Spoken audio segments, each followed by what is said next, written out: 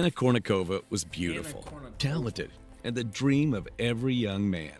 She became the most famous female tennis player in the world, even becoming one of the most searched athletes on the internet.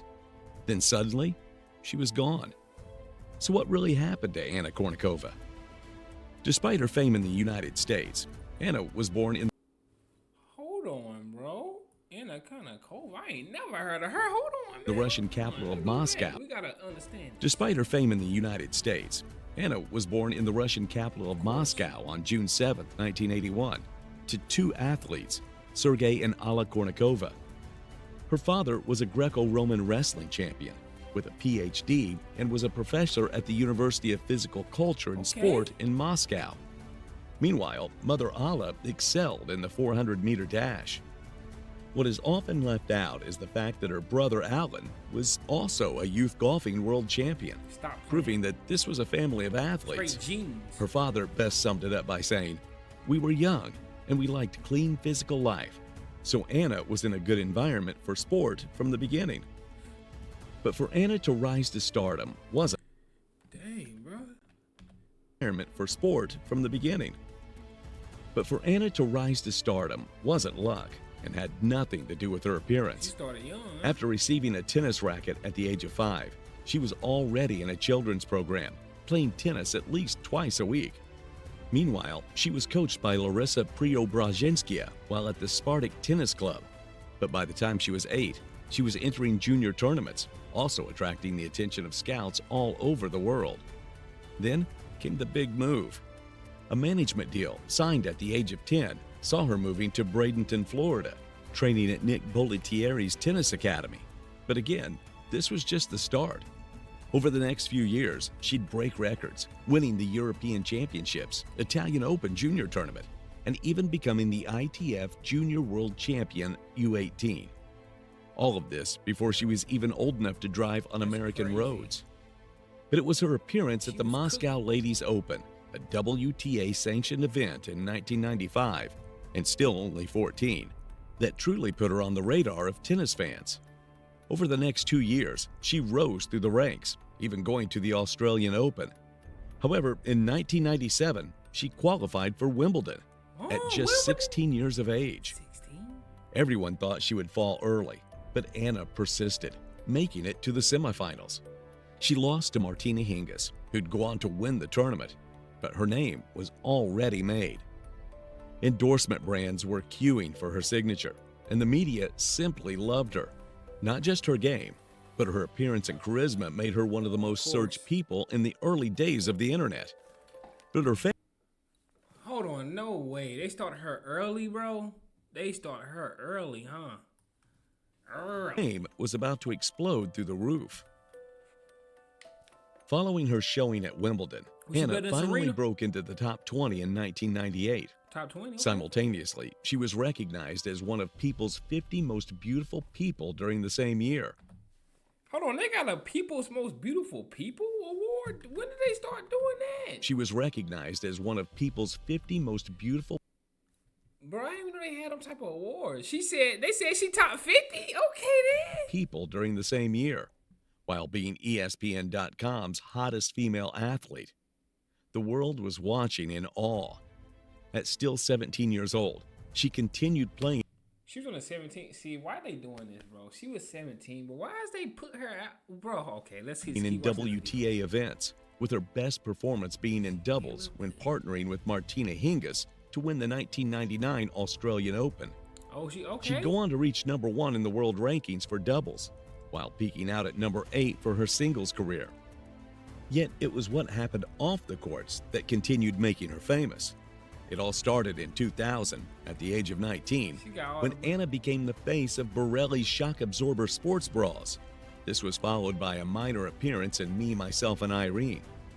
But perhaps her biggest moment came in 2002, being recognized as number 1 in FHM's 100 Sexiest Women in the World.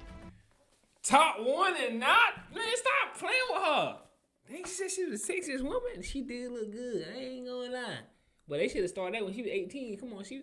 She'd go from pro tennis star to pop culture icon, transcending the sport while earning millions through endorsement and modeling Was she better than Serena though? deals. Yet, she never won a single tennis title, Damn. and her career Really? was winding down. 2001 proved to be her worst year yet, suffering from a foot stress fracture injury, one that forced her to withdraw from 12 tournaments, including Wimbledon and Roland Garros. The next 2 years proved even worse, suffering from a hip abductor injury that forced her to withdraw from virtually every tournament in 2002, barring a few. However, the final nail in the coffin came when she sustained a herniated disc in 2003. She'd have to withdraw for the entire season, tough. slipping to number 67 in the world rankings. Anna finally hung up her shoes and racket by the end of the year, with only 2 Grand Slam doubles titles to her name. But not all was bad. During the same period of consistent injuries, news broke that Anna was in a relationship with none other than pop star and singer Enrique Iglesias. Enrique Iglesias? Man, who is Buddy? Buddy said, I got you. I got you. That's crazy. He took off the market. All was bad. During the You got that's Serena? Stop playing with her. Or Venus. same period of consistent injuries, news broke that Anna was in a relationship with none other than pop star and singer Enrique Iglesias. Rumors suggest the two started dating following her appearance in his music video, Escape. Yet the fact is that Anna finally had a sustainable relationship. And with the wealth of injuries, she was ready to step away from the spotlight and focus on her personal life. But this wasn't going to be easy, and everyone was asking, why did she quit so early? Over the next nearly 2 decades, she'd almost disappear from the minds of fans. She was. Occasionally, she'd be spotted alongside her husband, Enrique, but even though she retired, she was still the most searched athlete on the internet in 2008. Dang. Anna avoided interviews, magazines, and the public life for the next few years. In fact, her biggest media appearance would come in the 2010 NBC hit show, The Biggest Loser, where Anna was helping participants lose weight by giving them lessons, returning to the cast in 2011 before once again stepping into the shadows a year later. She'd continue to focus on her family life, with virtually no interviews or appearances, only rare glimpses on social media. She'd also go on to mother 3 children with husband Enrique, 1 daughter and 2 fraternal twins, also a daughter and son. But the interest still remained, and everyone kept on asking, what happened to Anna? If you are one of these people, make sure to subscribe to our channel before we reveal the truth. Today, Anna no longer appears in public, nor the internet. But even without professional tennis, she continues to live an active life. She invests a lot of time in philanthropy, while occasionally being involved in charity events. Her free time is invested in children's health initiatives, like the 5 Alive program and various organizations fighting malaria. She's been involved with the Boys and Girls Clubs of America and the Elton John AIDS Foundation as well. Yet her private life is reclusive, living quietly in Miami, and occasionally making charitable appearances for various children's programs, like the St. Jude Children's Research Hospital. Various reports put her net worth at around $60 million in 2025, mainly through her years of modeling and endorsements. $6 million for modeling and endorsements. $6 million from who? Who gave her that money? I gotta meet him. What? But despite backing was off from top the one in that mainstream one. media and not having a massively successful tennis career, she revolutionized the game. She might not have been great, but she was truly influential. She was the first, I think probably one of the first athletes that was like popularized the sexual type look. I'm gonna be honest. She probably was one of the first ones, bro. The fact that she can do philanthropy, $60 million, off of what?